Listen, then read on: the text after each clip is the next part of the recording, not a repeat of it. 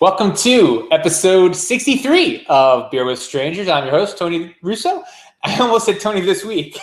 I'm your host, Tony Russo, and I'm joined this week, as I'm joined each week, by my co-host, Doug Griffin. Good afternoon, Tony.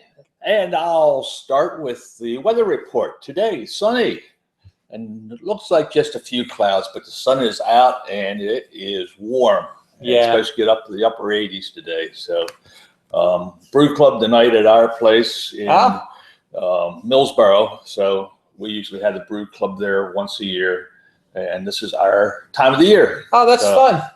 I'm sorry, I'm not coming. I know I'm not invited, but I know you're invited. I'm kind of invited. Yeah, but it didn't occur to me that that would have been fun to come and take pictures. I have prior commitments this evening. No problem. Somebody usually takes some. We've got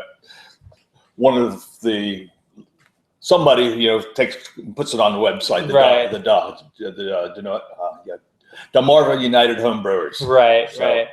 But it should be nice night tonight, and hopefully no rain. Yeah. Last night was one of those, like, it's summer kind of nice. It's like, no, it's going to be humid, and it was just, it wasn't brutal. It wasn't like, I always think of, like, I don't know why, but I always think of like DC or Philadelphia for that swampy, hard, it was like summer. It was like that. I was cutting grass yesterday afternoon, not cut for about an hour, and then we'll go sit on the porch for a while. Wasn't inside. I didn't want to go inside and get really, really cool and then go back out in the hot, but I took a break about every hour and then just sat for a while, cooled off, and then back out and cut more grass. How much property do you have out there? I guess probably 3 acres of grass. I got really? 2.5. I don't know. I got a tractor with I cut about 6 foot at a time, it's a 6-foot mower, so you effectively about five and a half feet you cut at a time. But still, it takes a while, and I try to trim around stuff, and it's just it needs to be done. That needs to be done. So that's fantastic. All sorts of fun this week. Lots of stuff to talk about. I didn't bring any beer because my new thing is now I promised Doug that I'm going to bring in beer, and then I don't. But I do have a good excuse, a kind of good excuse, and kudos to our friends kind of over at Carton, who I checked 3 different liquor stores, and I just... So that meant you went to New Jersey this past week? I was in New Jersey for the 4th of July weekend, and I had lots to drink. I had lots of really good beer. I'm developing a taste for these try 'em all packs. Like my wife got the Brooklyn variety packs. Yeah. You gotta love them because you know what you're gonna drink and you know what you're not gonna drink pretty much right off the bat anyway. And I had this really interesting. It's nice to get that variety pack rather than having to buy a whole 6-pack or a case in some places of one variety. Right, and then find out and Brooklyn's a good beer, so it's not like anything's gonna be wrong with the beer, but I did we talked about this a couple weeks ago when I'm talking fast. I'm sorry, so we're back on the internet now, so I have to remember to speak a little bit more slowly. We talked about this a couple weeks ago where I was at the wedding and they had Sierra Nevada Pale Ale for the people to drink. And I had to go out and get beer for the party. My parents were having a party and they were having a bunch of people over. And I said, you know what, I got Dale's Pale Ale, but same thing. I'm like, it's hot, and I wanted to drink beer. I wanted to be able to drink all day, and so I got, a bunch of a good pale ale. Dale's Pale Ale. Yeah, it's perfectly acceptable. There's nothing, and everybody's gonna kind of like it. But my brother's father-in-law was there, and we were talking a little bit about beer. And I said, this was like an easier beer to drink. It wasn't a big heavy beer, so I could drink it all day. And he's like, was it like 3%? And I'm like, oh no, it's 6% change. I said, but usually I'll drink an 8 or a 10% beer.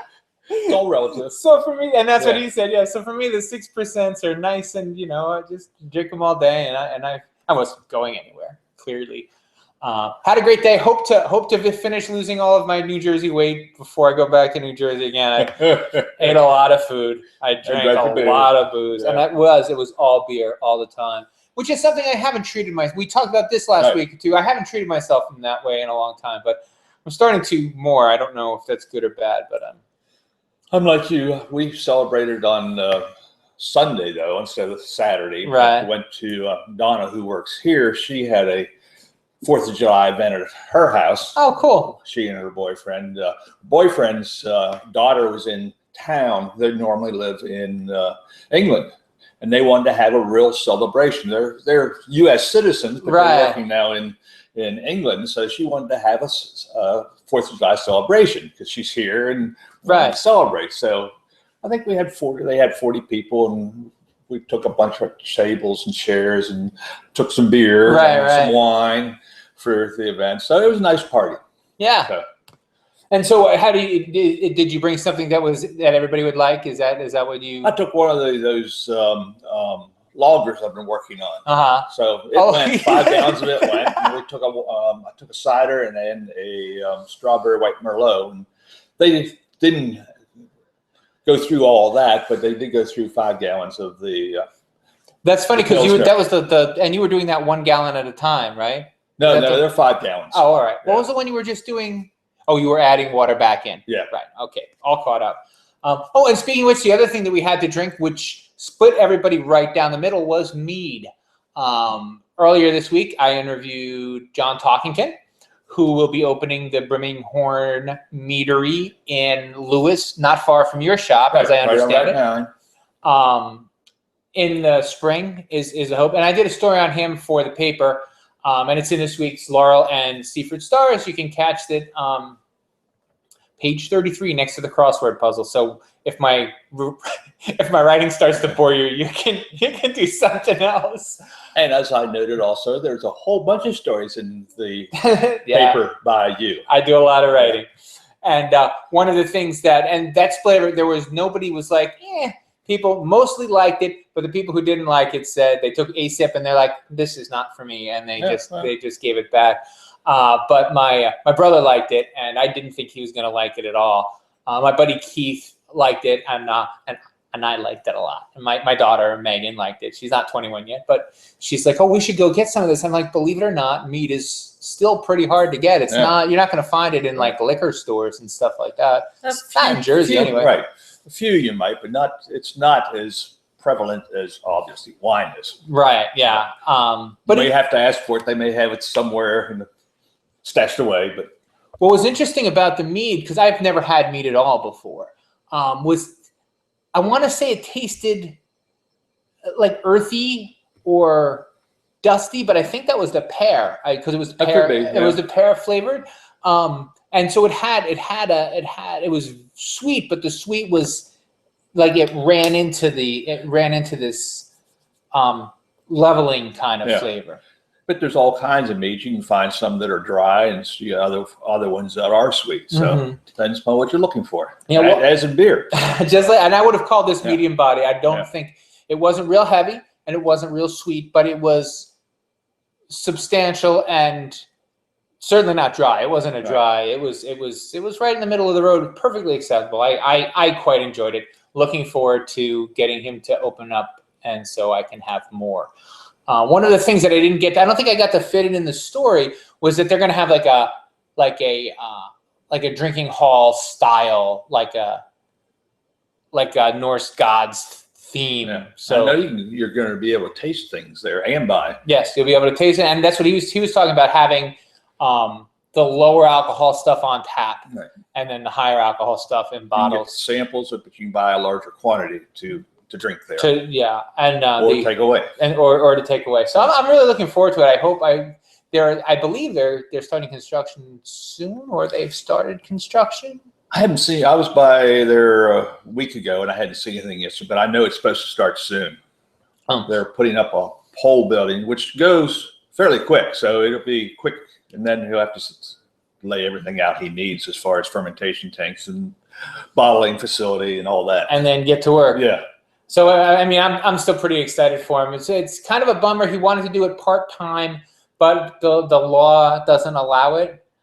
I think he can't be working at a brewery and a meadery at the same time, which is strange. That's a weird law. The other thing that's how the alcohol laws are. It's crazy. Well, the other thing that he told me is that according to the federal government, he's a winery, and according to the Delaware government, he's a brewery. Who knows? As long as they allow him to do it. As long as they let him do it, and he's going to make good stuff. So if you're, and I think the springtime is great if they spend all fall getting ready, ramped up.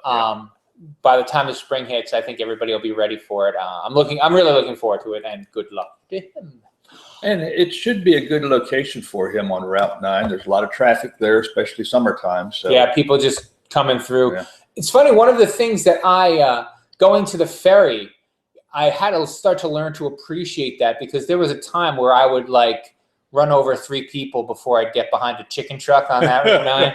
It was just the worst. And now I've kind of found like a Zen thing where I'm like, okay, well, now this is going to take us 40 minutes instead of 20 minutes. Well, part of that's they've been working on Route 9 for the last year, and I know up Gravel Hill there, I think it's 30 comes across 9.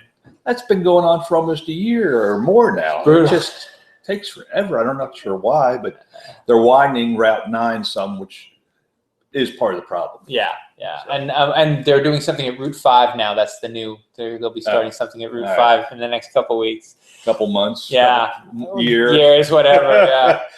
I think what they're doing is most of the major intersections they're putting the turn lanes in, so they're widening so that it doesn't obstruct traffic if you're turning. Right. You don't have that's the way it used to be all the time. Yeah, well, and that's the thing. Like, it's so maddening to have to sit behind someone who's going left, and you can see the line of traffic. You're like, you're not going left anytime in the near future, and I can't get around you. I think the same thing where the dairy farm is. They're starting to work on that, and it's always been bad. If you need to turn left on either side, you're in traffic, and the traffic's got to go around you, and there's accidents because of that. So the extra turn lanes are going to be very beneficial to everybody and reduce accidents. So. and that's been Delaware driving. Yeah. Now that I'm. Well, we got off on a tangent on that one. Right? Yeah. No. And I think it's a testament to how well we run this ship. So first off, I think I'd like to talk about beer gasoline. Did you get a chance to look at the beer gasoline? Yes, I did.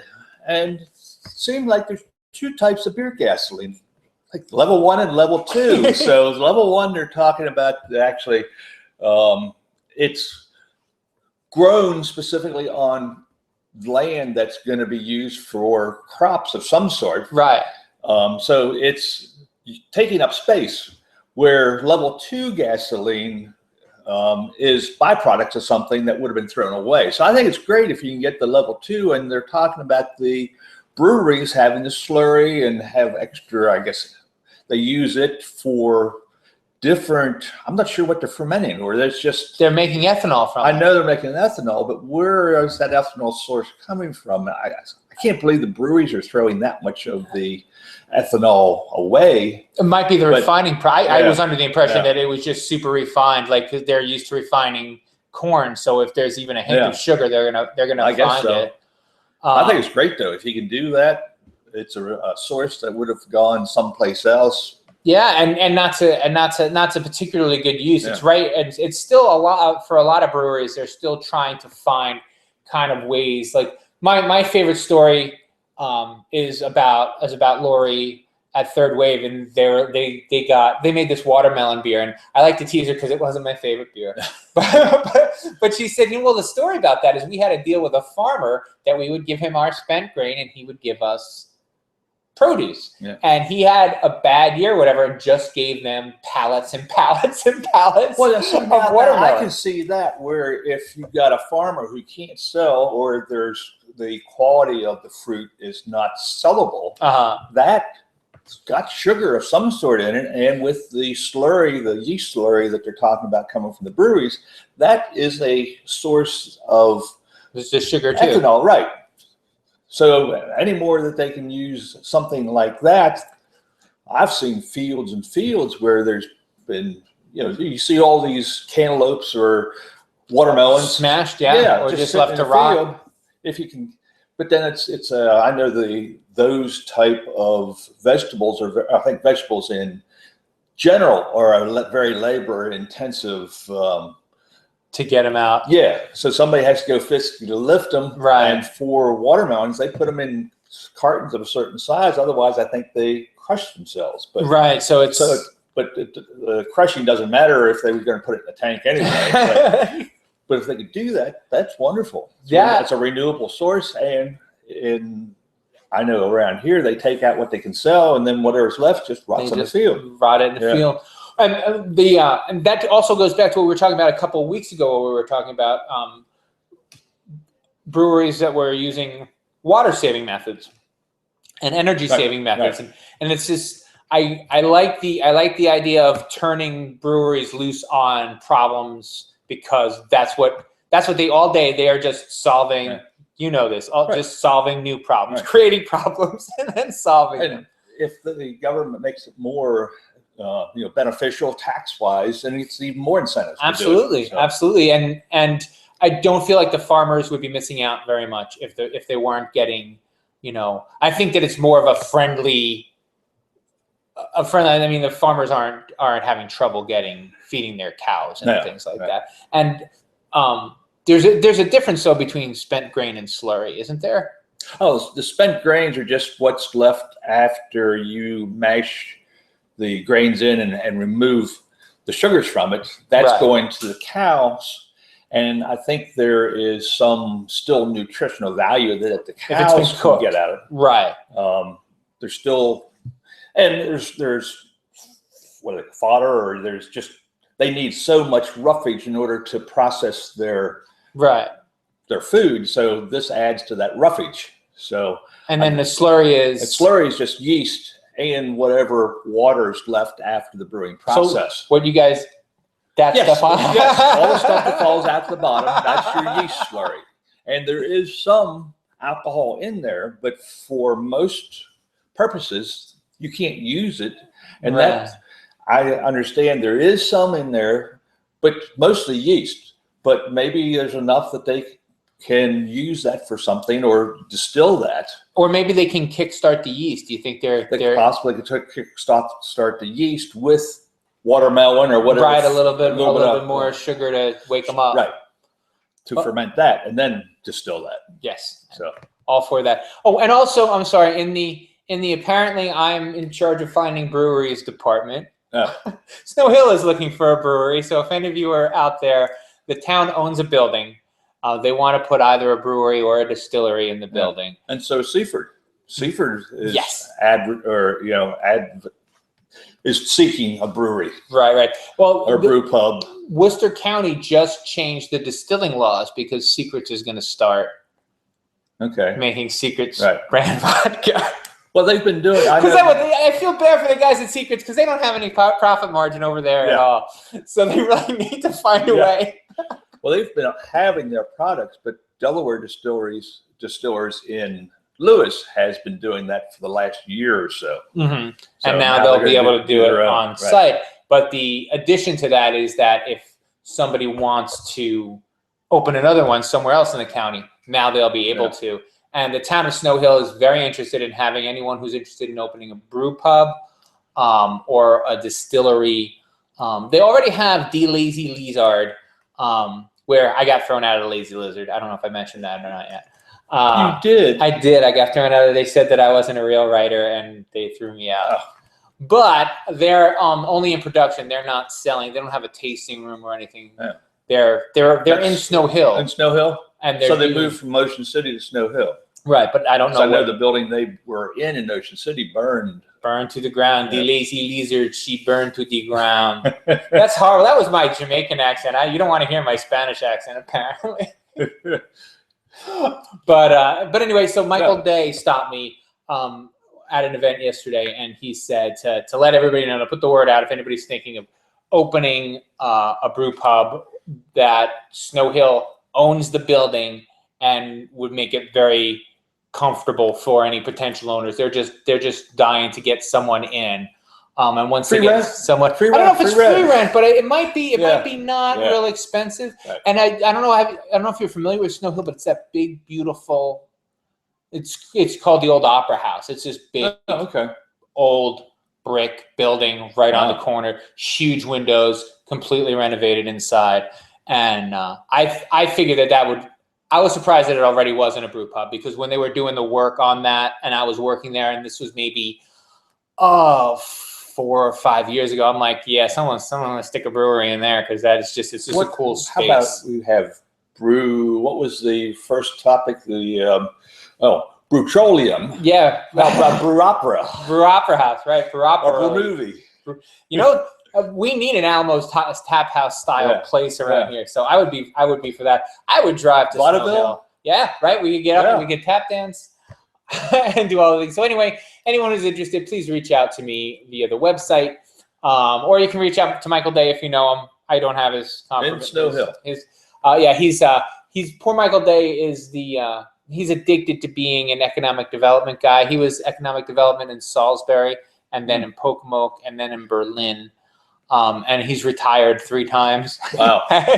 But he was the one. He's the one who brokered the deal with Brian to get him in Berlin. When he started in Berlin, they had like 50% or 40% of the storefronts were vacant. And now 100% of them are not vacant. Now they have 100% occupancy. He was the mastermind behind the big revival in Berlin. And now it's worked very well. Oh yeah, he did a great job, and now they're trying to get him to do it in Snow Hill, which could happen. I mean, Snow Hill's not too far off of Route 113. No, it's a good location. They're pushing the riverfront. Right, nice area. It really is. So anyway, if you're interested, if you're a brewer, and I know that you guys are listening now because now we're back on iTunes. So any of you guys listening on your way to or from work and you're tired of making a commute and interested in opening a brewery, get in touch with me, and then I'll put you in touch with either Seaford or Snow Hill. They're both interested. Yeah. Sorry. Next up on the list, I guess we could talk about the Brew Dog. Yeah. We're bumping up against the clock here. Yeah. Brew Dogs, which you may know from their TV show, is a brewery out of Scotland, and they're coming to the States, Columbus, Ohio specifically, or more specifically, near Columbus, Ohio. It's Canal, Winchester, just a little town outside of Columbus. And as Doug pointed out, and he said it sounds like a town in England. You know, Canal, Winchester. Yeah, because they always have it's strange the hyphenated type names or whatever. But it's somebody's name on, like Burton on Trent or whatever the case may be. But it goes back to the old names where you have probably had Burton many places, and this one was on Trent and so on and so forth. Canal near Winchester. Yeah. But it's a neat name. I think it's appropriate for a Scottish brewery. Yes, and one of the things that we have been talking about before is how American craft beer is very, very popular in Europe and getting more popular, and they're importing. And one of the things that some of the breweries here are actually opening places there. Are moving across so they can distribute more easily. So here comes the Scottish brewery opening here. Right, and what's cool is that their success, the Brewdawg's success, was making American-style beers in Scotland. And so now they're making Scottish American-style beers in Ohio. So I think it's cool. Facility. It's monster. $30 million facility, 100,000 square feet. Supposed to employ 125 people when they're up and running fully, and it looks like it might be about the size of Dogfish Head in Milton, right? Does that look about the same? Yes, I'd say so. But they're supposed to be open in 2016, mid-2016, which is not far off. A year from now, right? Less than a year from now. So they're probably understood that they actually had an architect in the States drawing up the plan, so they must be moving forward. So you got to do it quickly. Yeah, very, very exciting to have people coming from abroad, to sell beer here, and especially in the Midwest, because people in the Midwest, they like beer. I mean, they're big beer drinkers, you know, and it's easy to lose track of like St. Louis or Milwaukee because they have the huge breweries there, but those are also small beer towns. They have lots of really cool, and they do a lot of the traditional type. You know, you can still get like just a hardcore regular old lager there that's made by a smallish brewery and not. And probably more full flavor, more like what you expect from the craft brews. Right, right. So, another point worth noting on the Brew Dogs brewery, they're talking about actually shipping to other countries from this facility too. So they plan to do not just U.S. sales, but sales to other countries. And I'm not sure, they didn't really specify. I have an idea. I wonder if it's Canada and Mexico. Could be. Because of NAFTA, right? Yeah. Because they have to pay excise tax if they ship from Scotland. Right. But if they ship from Ohio, they don't have to. They don't have to pay and that it's mighty tax. close to Canada where they located themselves. Yeah, I'd say more Canada than Mexico. It's a long way from Columbus. Yeah, but it's not too far from Canada. Right, and Modelo still pretty much owns Mexico. I mean, there are some smaller craft breweries, but the Grupo Modelo and the AB InBev, I'm sure they've done their homework and know where the distribution is going to be. So it's very exciting. I'm looking forward to trying it. I probably won't get our hands on it before the fall of 16, if they distribute here at all. And this is going to be, I think, increasingly this market might be a little bit tougher to crack because we have so many good breweries, and people are and people are so interested in making sure that they get. It's like our business with the homebrew trade. Not only do we find that people want to brew their own, but they want to still taste other breweries' beers. So, I mean, you don't just make your own and not taste anybody else's. Right. Yeah, I guess that's the same thing. So you're going to try one versus another. And that leads into one of the other stories here. You talk about marketing. Right. So how marketing is becoming such a big challenge, I guess, more challenge to market the beer to brewers. I mean, to drinkers. Right, because you don't want to be gross. Right. Was that no? But one thing I noticed of this article is it's like they're talking about marketing, but yet a person who talks to somebody else who likes a beer has as much influence as that marketing, if not more so. Then you become a dedicated drinker of that product because of you told me it was good. Yeah, that's absolutely. And well, we've talked about this before, not only with the internet, but when I was just up at Fordham, that was a thing that he was saying. He said, we were doing okay until we started having tours, and then we were doing great. Yeah. Because if I put a beer in someone's hand, you taste it, it's good, and they're gonna seek it out, and that's one of the things that I agree. One of the things that we like merchy stuff. Like everybody likes a toy, everybody likes it, but you're not going to convince me with craft beer drinkers are less easily convinced with words that aren't from other craft beer drinkers. Yeah. And that's, and I don't think that's lost on the brewers. I mean, I think the brewers do a pretty good job in getting out and going to places But it's a tough sell, I think, because there's so many beers on the market, and there's so much advertising, and which do you know is good beer? Everybody talks about their beer as being great beer. Yeah, and that's what, that's why it became personal. The other thing that, and if I can, I'll plug real quick my new blog on my trip to Fordham is up surecraftbeer.com. The other thing that he said that they want to be a mile deep and an inch wide. He said, because they were in Ohio, they were Dominion and Fordham were, if not all over the country, they had a long reach. And he's like, I can't move my beer in Ohio, let's say.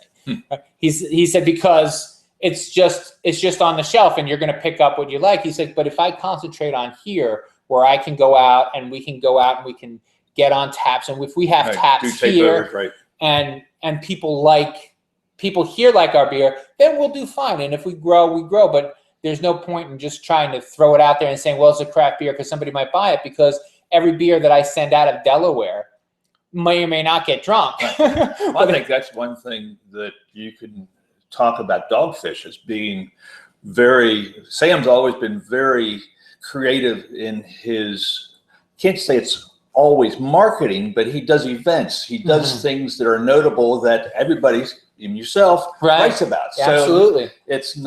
He's not paying for a lot of his advertising because he does things that are notable in the beer industry, and everybody talks about it. And it doesn't hurt that the beer is good. I mean, that's,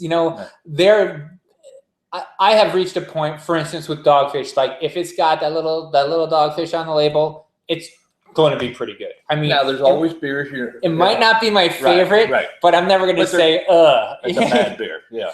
And that was, I went out and I got myself actually a Bird Baton, a single serve over on my way home the other day because they have craft beers. One of our local places has craft beer single bottles you can buy. And sometimes I do because I don't want to drink 6 beers, and I know that if I bring home 6, I will drink 6.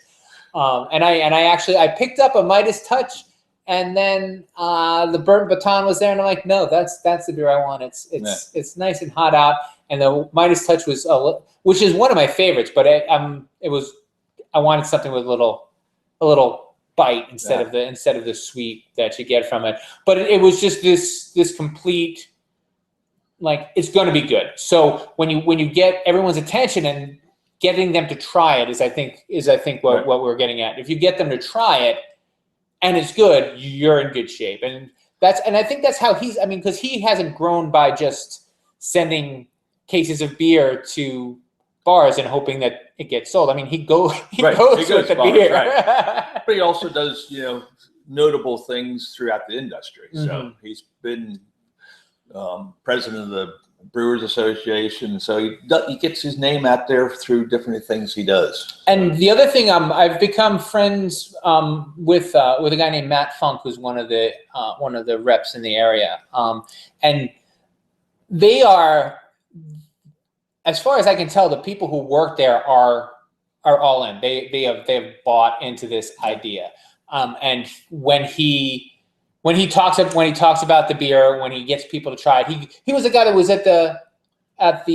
Bike and Brew. Right. He was the guy in the other tent, and he's excited about it. And I think he's the regional sales director for this area. Oh yeah. Well, he's a good guy, and he's excited about the beer, but he's accessible, and you feel like you could talk to him, and he's got that same thing that try it. If you don't like it, try something else. Yeah. We'll find something. We got something that you want to drink.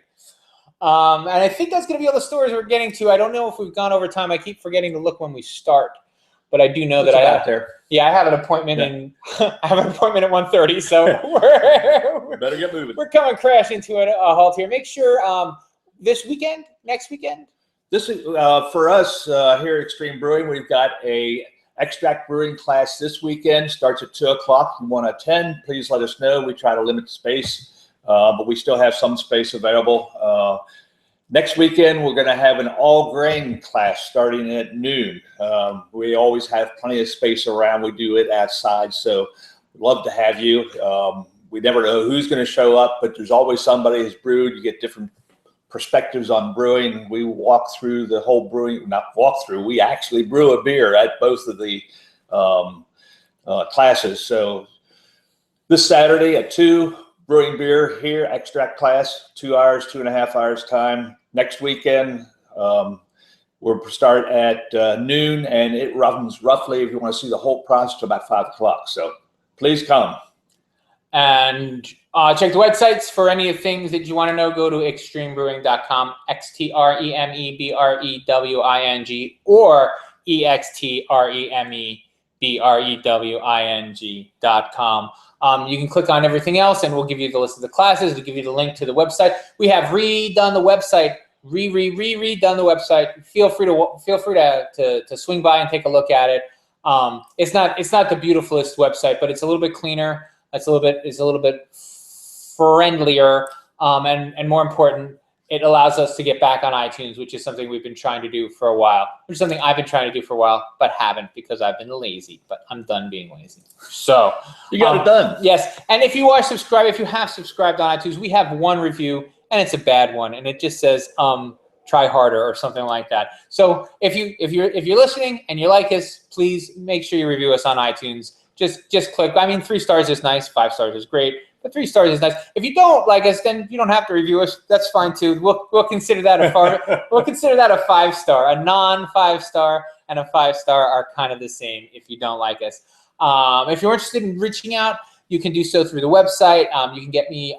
We're at Beer W Strangers on Twitter, and we have a Facebook page, Beer with Strangers, and you can find again all of that through the Extreme Brewing website.